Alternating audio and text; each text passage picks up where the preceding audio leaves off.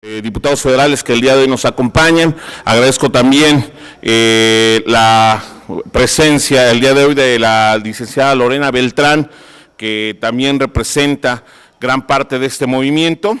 Y pues bueno, quiero comenzar esta rueda de prensa comentando un tema importante de forma personal. Hace alrededor de 4 meses, un poco más, como dudas, como experiencia, como parte también de la legislatura y como cualquier otro mexicano tenía dudas con respecto a la legalización del cannabis. Debido a ello, me di a la oportunidad de investigar, de estar un poco más a fondo con este tema y pues me voy muy convencido. Hace algunas semanas, de forma pública, en un evento con la comunidad que está impulsando esta iniciativa de cannabis, me considero ya un pro cannabis totalmente, y también por una cuestión muy personal. Recientemente, hace 4 meses, sufro el fallecimiento de mi señor padre por cáncer de estómago, y esta iniciativa se la debemos a muchas personas que están sufriendo hoy en día y que han sufrido, y que de haber en ese momento tenido un método alternativo para hacer un tratamiento pues caray, que pudiera minimizar estos dolores que de alguna manera mucha gente padece y que muchos jóvenes también pueden curarse con una simple regularización o despenalización de una planta que para mí, quiero reconocer que me ha sorprendido mucho todo el desarrollo que se ha tenido a raíz de esta planta, de este cannabis, y que en verdad ha sido, y que vamos tarde ya en el mundo con este respecto. Pues bueno, quiero comenzar ya esta conferencia de prensa y comentándoles que como diputado federal pues tenemos la responsabilidad de analizar, discutir y implementar las modificaciones necesarias al anteproyecto de ley de la regularización del cannabis, el cual ya fue aprobado por el Senado y que ahora se discutirá esta minuta en el pleno de esta Cámara de Diputados. Como ya se los comentaba, pues bueno, me declaro abiertamente pro cannabis y procuraré que se cumplan pues con los siguientes objetivos, porque yo creo que para una despenalización esta parte es muy necesaria. Tenemos que antes que nada dar prioridad a aquellos que han sido afectados por la prohibición, principalmente a las personas de comunidades campesinas e indígenas. El anteproyecto que hoy nos marca y que nos establece que la Cámara de Senadores, que el 40% de las licencias son para estos grupos afectados. Sin embargo, es importante que se les deba de otorgar un porcentaje mayor a la mitad de las licencias que serán disponibles. Esto pues con la finalidad de tener mayores oportunidades para todos nuestros campesinos de poder salir adelante con un cultivo de este tipo. Esta puede ser una gran oportunidad para implementar una economía circular y un sistema de agricultura regenerativa que también les permite tener una soberanía alimentaria. En un punto número 2, también queremos apelar, y ya varios compañeros de los cuales, compañeros diputados, estamos ya cabildeando y estamos en pláticas, alrededor en estos momentos somos un poco más de 60 que ya estamos en ese sentido, pues también tenemos una parte muy importante que es liberar el cultivo del cáñamo industrial, el cannabis no psicotrópico y con fines industriales, ya que este cultivo no representa, aclaro, no representa ningún riesgo para la salud y es parte de una industria que tendrá el mayor impacto económico, social y ambiental. En el anteproyecto de ley no se plantea la diferencia entre el cannabis psicotrópico para el uso humano y la utilización de cannabinoides como productos de CBD. El cannabis no psicoactivo para el uso de la industria, la utilización, como ya lo conocemos, de la biomasa, como puede ser el tallo, las hojas, etcétera, para su fabricación de combustible, también de papel, de material para construcción, entre otras cualidades. Respecto de la licencia de cultivo de cáñamo industrial, debe quedar claramente establecido que para que esté sujeta a los requisitos mínimos de obtención, ya que se trata de un cultivo, reiteramos, que no produce ningún tipo de sustancia psicotrópica. También, por otro lado, es importante que tengamos que respaldar los derechos humanos de los consumidores, lo cual implica despenalizar el cultivo y la posesión simple de cannabis, ya que la propuesta de ley aún sigue violentando los derechos de los consumidores, incluyendo también a los del uso medicinal. Dicho esto, les comparto también que en apoyo a toda la comunidad y a todos los compañeros que han venido con una lucha, he iniciado ya el trámite ante COPEFRIS para ser el primer legislador, en este caso, para que pueda tener un amparo para el autocultivo.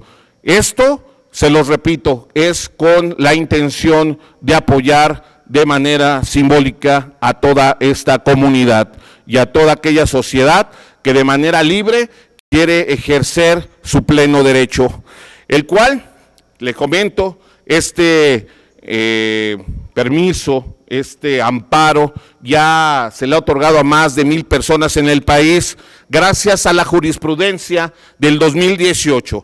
Aunque sabemos que la regularización del cannabis es un hecho hoy en nuestro país, pero sí es importante que quienes estemos a favor, hagamos un uso libre del derecho a la personalidad y a esta ventana de oportunidades para tener nuestras propias plantas en casa para un consumo personal.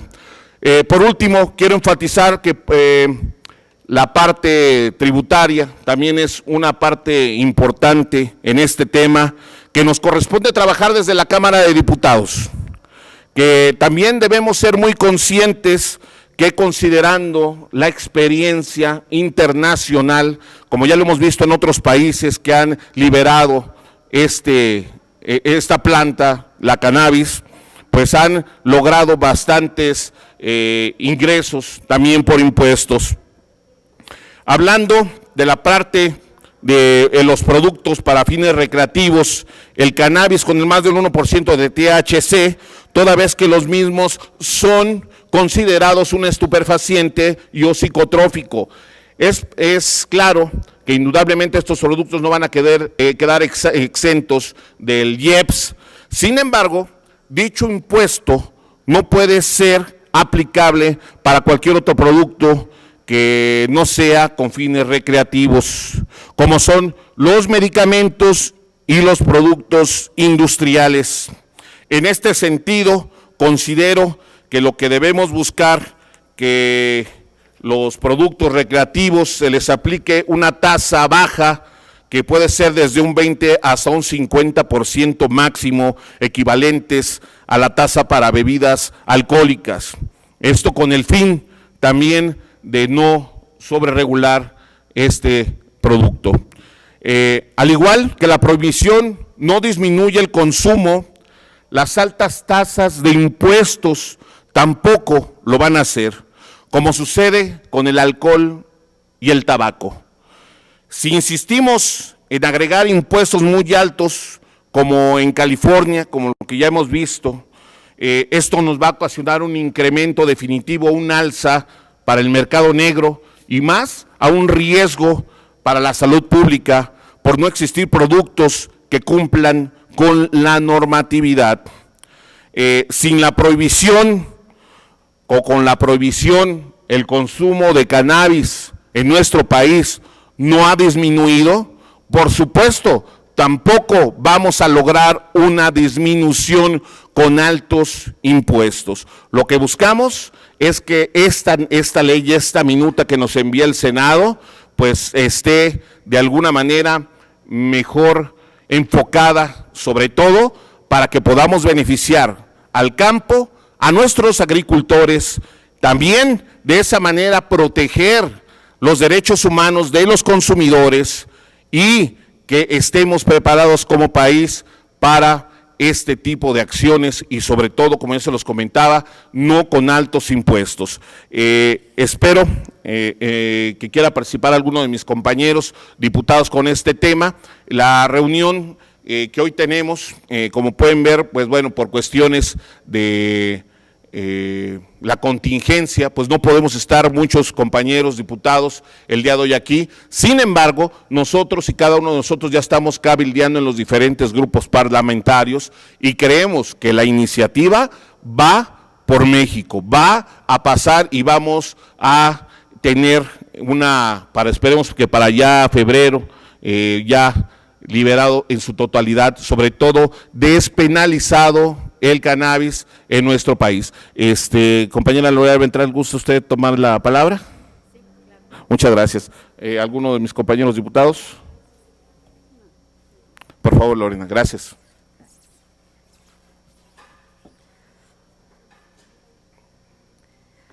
Buenas tardes, muchísimas gracias por acompañarnos. Yo soy Lorena Beltrán, directora de Cannabis Salud, primer Congreso Internacional de Cannabis en México, y formo parte del Movimiento por la Legalización 4-2020, que es un movimiento donde reunimos desde empresarios, asociaciones civiles, profesionales de la salud, consumidores, líderes de opinión, que estamos en pro de la regulación de la cannabis, en pro de una regulación justa e incluyente para nuestro país. Como bien comenta el diputado Sergio Pérez, es sumamente importante considerar estas modificaciones al anteproyecto de ley que, si bien ya se aprobó en el Senado, es necesario modificar ciertas cosas que en un futuro muy cercano vamos a tener que toparnos con ciertos bloqueos si no se hacen esos cambios en estos momentos, como bien menciona, la despenalización del cultivo y la posesión simple. ¿Por qué? Porque en este anteproyecto de ley aún se sigue criminalizando al consumidor. ¿De qué manera? Al aportar más de 28 gramos o menos de 200 gramos hay multas excesivas entre 5,000 a 11,000 pesos. Es una exageración principalmente para la economía de nuestro país, para el consumidor, que va incluido también el consumidor de uso medicinal. Incluso también hay denuncias ciudadanas contra los consumidores si un vecino no está de acuerdo con tu consumo. Eso es violentar los derechos de los consumidores. Hace falta estas modificaciones definitivamente, porque lo que queremos es dejar de prohibir.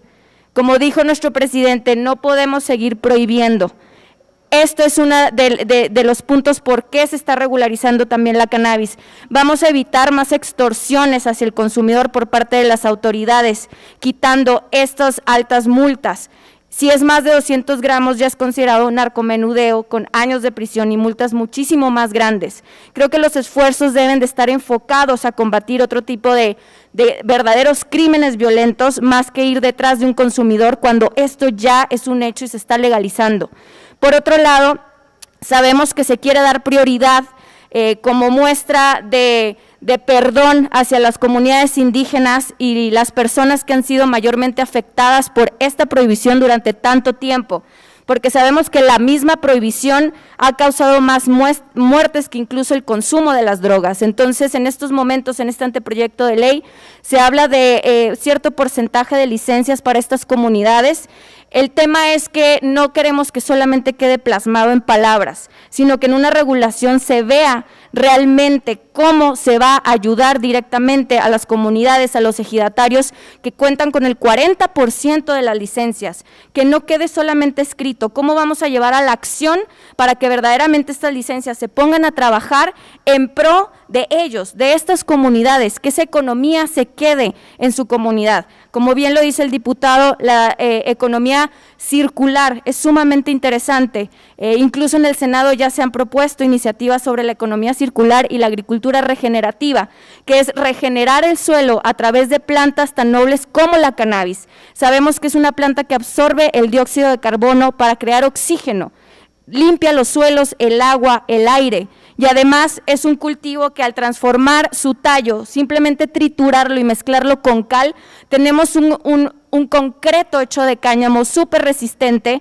de fácil uso para construirle casas a estas comunidades. Entonces, hay muchas vías para realmente ayudar y que haya un verdadero impacto social y que no sea nada más de dientes para afuera o que quede plasmado en un solo papel. Hay que establecer esa relación entre la inversión privada, el gobierno y el campesino, comunidades indígenas, para que de verdad se vea ese impacto. Y esto se puede realizar también a través de proyectos piloto de la mano con el gobierno y con las universidades de México, para comprobar que eso que estamos planteando en el anteproyecto de ley de verdad va a funcionar para ellos y no va a ser otra vez que sigan trabajando para alguien más o que lleguen empresas extranjeras a hacer uso de esas licencias que son específicamente para ellos.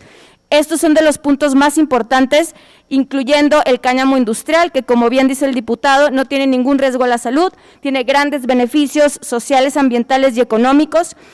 Es lo que va a perdurar en un futuro, porque si bien el uso medicinal es sumamente importante, ya se reconoció ante la ONU las recomendaciones de la WHO para sacar a la cannabis de la categoría 4 de las drogas, sigue estando en categoría 1, pero esto ya significa que la cannabis está 100% considerada una medicina a nivel internacional. Ya conociendo esto, que la cannabis es medicamento, es una medicina con sus beneficios terapéuticos comprobados científicamente, ya esa vía está muy marcada. La medicina, la investigación va a continuar. El tema recreativo, lo que más nos preocupa es la despenalización. Y en la parte del cáñamo industrial, que de verdad se abre esa oportunidad para tener un gran impacto. Esto es un área de la industria que va a tener mayor impacto futuro en nuestro país, porque si bien los precios de la marihuana para uso recreativo o uso medicinal siguen subiendo y bajando muchísimo, esto va a seguir así, se van a estabilizar hasta que la mayoría de los países legalicen. En cambio, el cáñamo industrial con todas sus aplicaciones, porque a través de él procesándolo podemos obtener papel, fibras para textiles, pinturas, piezas para la industria automotriz, construcción, biocombustible, son cosas que necesitamos.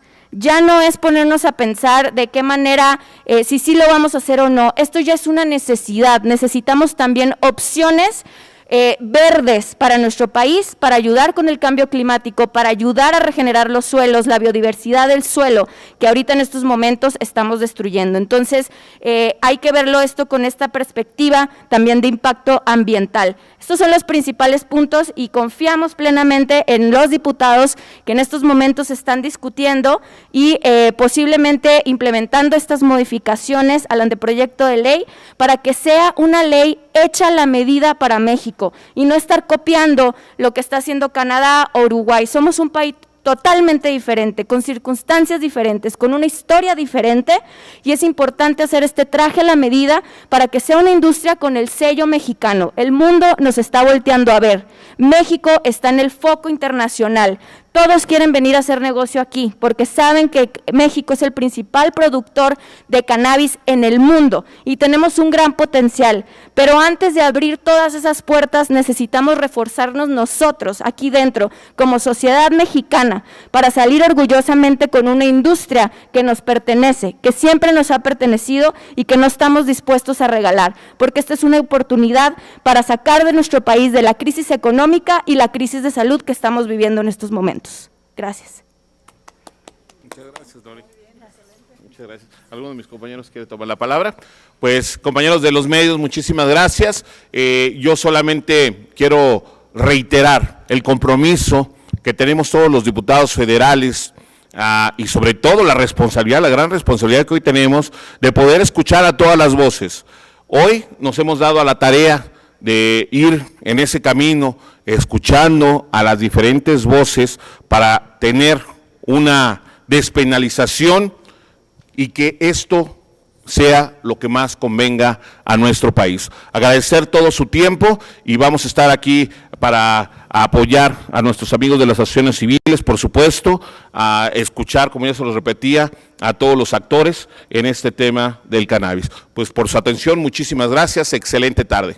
Tenemos una pregunta. Perdón, tenemos preguntas, gracias, Margarita adelante. Nicolás de Cadena Raza. Sí, buenas tardes, diputado y sus acompañantes, buenas tardes. Preguntarle, ahorita que están en este proceso de ver cómo se va a despenalizar, cuáles son los pros y los contras, ya hemos escuchado muchos contras y ahorita escuchábamos los pros que tiene. Dice que México es el primer productor a nivel mundial de la marihuana o cannabis, como se le conoce, pero vemos que, por ejemplo, la India, también el hashish o marihuana que producen es de alta calidad, sin embargo, no hemos visto que la India pues tenga un nivel económico más alto o que se haya repuntado precisamente por el cultivo y la industrialización de esta planta. ¿Qué va a pasar aquí realmente? Por ejemplo, dice el campo, la vocación de sembrar granos y productos de alimentos para los mexicanos podría sufrir un deterioro porque pues todo el mundo va a preferir a lo mejor, o la mitad, sembrar marihuana en vez de otros productos que no son tan redituables. ¿Cómo le van a hacer para que no haya una caída en la siembra de los productos? Y también preguntarles, no sé si sea la palabra, claro que no es la palabra correcta, pero para que hubiera lugares marihuanarios para que fueran a fumar, porque sí, a mucha gente no nos gusta el olor de la marihuana, y estar rodeados de estas personas que están fumando día y noche, pues, ¿qué va a pasar ahí? ¿Tienen derecho o no quienes están también inhalando este olor? Gracias. Ok, bueno, nos vamos por el primer tema. Como podemos ver, en diferentes países, antes de tener consecuencias negativas, muy por el contrario, lo vemos en los diferentes países que han optado por la despenalización en su totalidad, que han tenido hasta más ingresos en ese sentido como impuestos, han tenido una mejor regulación, hoy no tienen tantos índices delictivos en ese sentido, ¿no? Segundo, era el tema de, perdón. La parte de los campesinos, que es una parte sumamente importante. Imagínense que hoy tenemos el campo abandonado, muchas hectáreas de campo abandonado. Esto es una gran oportunidad, ¿sí?, para que podamos retomar el campo también. No tan solo, hay gente que se dedica precisamente a la siembra de maíz, a algunos otros cultivos, pero este viene siendo como cualquier otro cultivo, ya que, como yo se los comentaba, pues no tiene efectos psicotrópicos. Entonces, es una gran oportunidad para que hoy nuestro país pueda salir adelante con un mercado en el cannabis como tal industrial. Tenemos la gran oportunidad. De hecho, quiero decirles que México va tarde en todo este tema a nivel internacional. Entonces, es muy importante. Ahora, sabemos, en el tercer punto que usted comentaba, que no a todos les gusta o les agrada el olor a cannabis, ¿no? Va a haber lugares especiales, de hecho ya se contempla aquí en esta iniciativa que puede haber lugares, clubs, lugares donde pueden llegar y fumar, y de hecho es algo que también buscamos despenalizar. ¿Por qué seguir satanizando en ese sentido? Así como se consume tabaco, así como se consume alcohol, así como se consume cualquier otro producto, ¿sí? Buscamos que también esta parte respete los derechos humanos de todo consumidor y que también tengamos áreas en determinados lugares, ¿sí?, para poder fumar cannabis, y no necesariamente porque yo sea un usuario, de eso no tiene nada que ver, obviamente no lo soy, pero respeto a la gente que sí en estos momentos está haciendo y son usuarios de mucho tiempo. Esa es una parte importante del respeto a los derechos humanos y de la libre personalidad que todos tenemos. ¿Alguna otra pregunta tenemos, compañeros? No hay más preguntas. Muchísimas gracias. ¿De qué medio es, compañera? Ok, le agradezco mucho. Gracias, compañeros de los medios.